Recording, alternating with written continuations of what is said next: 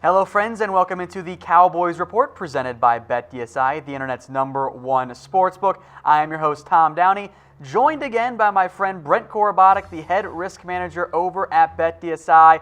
Brent, how you doing today? Doing fantastic. This is I'm always looking forward to the playoffs like this. It's just in terms of a risk management perspective, it's so much easier to manage the way these games are split up instead of people's bankroll being spread across 10 or the games or whatever. You got them all concentrated. So this is a great time for us in terms of it's a little bit easier. Not that it's ever easy, but it's a bit easier to risk manage these games. That really makes sense. Let's talk then about the Cowboys and the Seahawks. Dallas at home, they are the favorite by 2. And Brent, I've seen that line move a decent amount over the past couple of days. Yeah, I mean, it was interesting because, Seattle's been one of those teams who just been covering against the spread, and the public has been on them consistently this season, more so the last, say, probably, half or even longer this season. So Seattle's always been getting a whole lot of public money, and the Sharps, they've just consistently just seen value going against Seattle.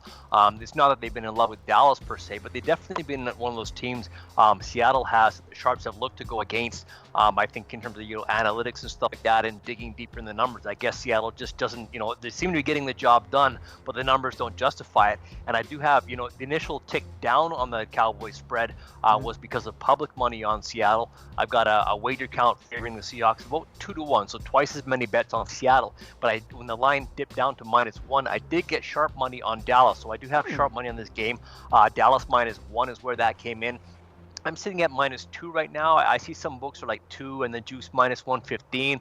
I see some 2.5 and kind of like dog juice as well. So it looks market wide. The whole line has moved back towards Dallas being probably where they should have been. I think this one probably ends up, I'm just guessing Dallas around -2.5 because that's definitely the sharp side. But it's one of those good things in that, we still know that we're going to get public money on Seattle. So it's a bit comforting for us. One thing you look back in terms of, I guess, oversimplifying things is looking back to week 3, I think it was, when these two teams met, and Seattle won that game 24-13, I believe it was. But that game was so long ago, and everything changes about it. I mean, Dallas's defensive line, I think, is going to give Seattle a whole lot of trouble. When these two teams met before, that was before Amari Cooper. I think back then Dallas had one of the worst pass offenses in the league, and now they're, I think, like 9th or they're one of the top 10 pass offenses in the league if you look since Cooper and before Cooper. So I think there's sometimes it's worthwhile looking at games and kind of looking teams who have recently played and saying it's going to play out the same way or whatnot. And there's other times where it's so long ago and the teams have changed so much, it's just not worthwhile looking at it. And I think in particular that both these teams, really the Seattle Seahawks and the Dallas Cowboys, the Cowboys bring in Amari Cooper. The offense has looked completely different since then. They didn't have Amari Cooper in that Seattle game. And Seattle was at home the first time. Now they're on the road. And the Cowboys, Brent, they've played really, really well at home. This does kind of strike me, though, as one of the games where the home team was going to be favored no matter what. Yeah, I mean, definitely. I mean, Dallas has been super strong at home, and Seattle, I mean, it's not bad. They were 500 on the road, which really isn't that bad. Just the line movement itself, though, I find quite interesting. I mean, there's the whole kind of push and pull of this line move with Dallas opening higher and getting bet down, and then getting pushed back by sharp money. So it's good for me, especially when the number doesn't have to hang around 3. That I get to see kind of where the money's going to come for us, and that's kind of comforting in terms of what I do in terms of risk management. I think the home is going to be huge, but I mean, even more than that, I think Dallas, that defensive line, is just going to cause a whole lot of trouble. I know Seattle's been what I'll call creative in terms of running the ball lately and had success at that, but I think I think Dallas's line is just going to be too much for them. All right, folks. So again, Seahawks on the road against the Dallas Cowboys. Once again, I'm Tom Downey. Alongside me is Brent Korobotic. Let us know in the comments section who you have in this one. Do you have the Cowboys? Do you have the Seattle Seahawks? Let me know what you guys are thinking here. We'll get the right weigh-in up here, not Alabama-Clemson. We'll get to the Cowboys-Seahawks one. I've got the Cowboys, Brent. Maybe I'm crazy, but I did already put some money down on that one. In the meantime, let's talk a little bit here about the overall Cowboys playoff picture. We'll talk about some of the NFC title odds, and not much of a surprise, Brent, the way these tend to work out. Seattle, the Rams, and the Bears, they're all the favorites right there. It almost kind of works out 1, 2, 3, 4, nice and easily. Yeah, I mean, the NFC, you look at the top of it, obviously, with New Orleans right there, and the Rams and the Bears, as you mentioned. And this is kind of like two tiers, and then you drop down to, Dallas, Philadelphia, and Seattle. And New Orleans, I mean, they've been so good. And also the fact that teams have to bye the first week, that's, playoff season after a long, grueling playoff season. I know they get the bye and everything like that, but mostly these teams have been playing for so many weeks. The bye really helps out these top-seeded teams. Yep. All right, so Cowboys plus 1,200. They're ahead of the Seahawks and the Eagles. And I noticed, Brent, that the Eagles kind of moved up a little bit there. Yeah, I mean, the Eagles, I think, the thing is, we got kind of, you talk about push and pull. I mean, that Eagles-Chicago game is one of those things for sure. I think, Chicago's being overvalued by the public, and sharp money grabbed Philadelphia as well. But I think we're going to see, I'm guessing I'm going to get sharp money on both of those games. I mean, that line went down to around 4.5, and it got bet back up to around 5.5 and 6 after the sharp money already came in on Philadelphia plus 6. So I think that game is really going to be, turning out to be a bit of a toss-up. All right, well, those are the NFC Championship winner odds. Let's take a look now at the AFC Championship title odds. And again, maybe not the world's biggest surprise right there, given the way things have broken down with the Chiefs and the Patriots all near the top. Yeah, I mean, Kansas City again and New England. Again, we talked about that bye being a big deal. Baltimore and the Chargers are right behind them, and of course that game, those two teams are playing each other, and you got Houston and obviously the Colts playing each other as well. And I guess in terms of futures and stuff like that, not much hope given to either of those teams. I think the Colts are a really good story this year, but a good story doesn't necessarily get you the ring. Yep. All right, so again, Chiefs plus 150, Patriots plus 225, Ravens plus 650. Get to some of the other ones here as well. Chargers plus 750, Colts plus 900, Texans plus 1,100 there. Have you noticed any action in any team in particular on the AFC side, Brent? Not really. I mean, honestly, the sharp guys often, if they're going to find value in these futures, they usually do it before the season starts. After the season starts, usually it's more public guys who delve into this stuff. We've kind of been fortunate this year in that, I used to always say that the next time that we need the New England Patriots to win a championship will be like the first time ever. We're actually not in a bad position this year. New England actually doesn't hurt us that much. All right, then let's talk Super Bowl odds, because I'm actually quite intrigued by how these are a little bit different than the AFC Championship odds. Maybe it's not a big surprise that the Patriots move up, but they change quite a bit in terms of some of the other teams. Like the Cowboys are far lower than they are even in just the NFC odds. What's kind of going on there? Yeah, I mean, the thing is with the Super Bowl is, again, the bye weeks are a big deal in these things. And right now, it doesn't happen very often, but the top 4 teams this year are taking up about 75 or 80% of our, what we call the bookmakers margin in terms of like what we charge. So the top 4 teams are just really, really top heavy this year, which is something we don't usually find. You typically might find 1 or 2 teams. Again, New England's typically been one of those teams. But you usually find 1 or 2 teams who've taken up most of your margin, most of your action as well. And this year we got the whole 4 teams with New Orleans, New England, Kansas City, and the Rams really, really being the bulk of that.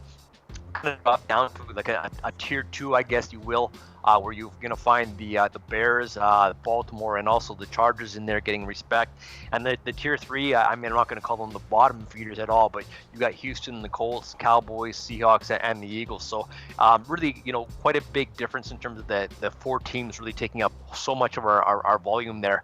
And when we look at the amount of bets we've taken on them, New England, the Saints, the Chargers, and the Rams right up at the top. All right, so again, Saints there plus 225, Chiefs plus 440. Let's talk more about some of the individual matchups for this game, Brent. Of course, we talked about the Cowboys and the Seahawks. Let's talk about that other NFC matchup this week, the Bears and the Eagles. And you mentioned this earlier, there's been sharp money so far flowing in favor of the Eagles at this point, which I find very interesting. Yeah, that money came right away on Philadelphia plus 6.5. And again, we talked about how Seattle and Dallas have played before, and you kind of have to disregard that result based on the changes in the teams and the changes in personnel as well. And I think the Eagles are kind of that way as well when you look at them in terms of the team they are with Nick Foles and they are with Wentz at the helm. It's not to say that they're that much better with Foles, or not saying that Foles is a better quarterback than Wentz, but the team kind of complexion changes in terms of their passing offense. They're a much more efficient and effective passing offense with Foles at the helm, and they're actually a better running team when Wentz is at the helm. So they are a bit of a different team there. and I did get sharp money like right off the bat at the +6.5 on Philadelphia. I've got a wager count of almost 2-1 favoring the Bears, so the public is betting the Bears. That line, it went from the 6.5 drop all the way down to 4.5 and 5, and it's backed up to like 5.5 and 6 again. So I got a sneaky suspicion that there's probably some sharp money that came in the market on Chicago to drive that number, because generally once the sharps show their hand, they're not going to move a number back up to where sharps grabbed it already. Now I didn't hear take sharp money on the Bears, but I'm thinking somewhere else in the market it must have come in. All right, let's talk then about the AFC and the Ravens and the Chargers, a matchup that we've seen before already. The Ravens won that game, and you've had some sharp money on this one too, correct? Yeah, this one is kind of interesting. Again, we talk about how some of these matchups, we had teams who played each other before, and this is an example as well where we've got the Ravens who went into the Chargers and beat them. I think it was 22-10 or something like that. They beat them, and that was just a couple of weeks ago as well. But I just generally speaking, I think people still haven't bought into Lamar Jackson at the helm for Baltimore. They're just not buying Baltimore as a solid team, although they had a great defense. So I've got a wager count almost 3-1 favoring the Chargers. But as you see with the line movement going from 2.5 where the Sharps came in on Baltimore to the -3 where we are right now, it was sharp money that came in on Baltimore. So Sharps against the public once more. The kind of stuff that you look at, if you watch that game once more, the stuff that the Sharps will find value in. Baltimore just really dominated that game. I think if you look at the offensive line, especially defensively, Baltimore was all over Rivers and gave them a ton of trouble. That was on the road, and here they are at home. And really, the line really hasn't moved a whole lot. I figured Baltimore would have been a solid 3 or maybe 3.5. And sharp guys really looking to stuff like coaches as well. And just a general consensus, I think you'll find out there that Baltimore has the coaching edge with Harbaugh over Lynn. All right, and then one more matchup here for the AFC. Another matchup we've seen. Funny how that ended up working out this year. The Texans and the Colts. What do you make of this matchup? Yeah, this one too. We've got sharp money on this one as well. That came with, I had Colts money, which was sharp at +2.5, and also like the more solid sharp money came on the over this one. That was over 47. So I've got sharp money both on the side and the total of this one, mostly on the over. That the 2.5 is what I call a pseudo sharp, if you will. These two teams, yeah, you touch on it. They played each other twice already. Once was in week 4, where Houston won that one 37-34. Colts came back and won the other one 24-21. So you got both these games being decided by 2 points or less. And here we are sitting with Houston as a home favorite -1 right now. So the market has dipped there in terms of Houston being -1. Colts sharp money +2.5. The total as well is up to 48 and 48.5. So it's gone a full point and a half based on the sharp money as well. And again, I guess the perception of Houston is that they have this very strong defense, but that really hasn't been the case. If you look recently, both these teams have really struggled to defend the pass, and I think this probably, as a bookmaker, I never like when sharp money comes in on the over because the public generally bets overs as well. But I've got a wager count, very one-sided in terms of the over, and I got sharp money that way, and I think that's the right, it's the right call. So I'm sitting higher at 48.5, while there are some books are still at 48, Tom. Okay, it's very interesting there. So Colts and Texans, maybe not the most likely teams to make it this year to the AFC Championship. But if you guys want to bet on any of the games this week, if you want to bet on the Super Bowl champion, the AFC champion, get in on the action. Chatsports.com/bet. Use promo code Cowboys120 for a 120% deposit bonus. You put down $50. BetDSI will give you an extra $60 for free. It's the best deal out there. Chatsports.com/bet. Promo code Cowboys120 gets you that bonus. And Brett, thank you so much for stopping by. Thanks a ton for having me on, Tom. Appreciate it. Cool. See ya.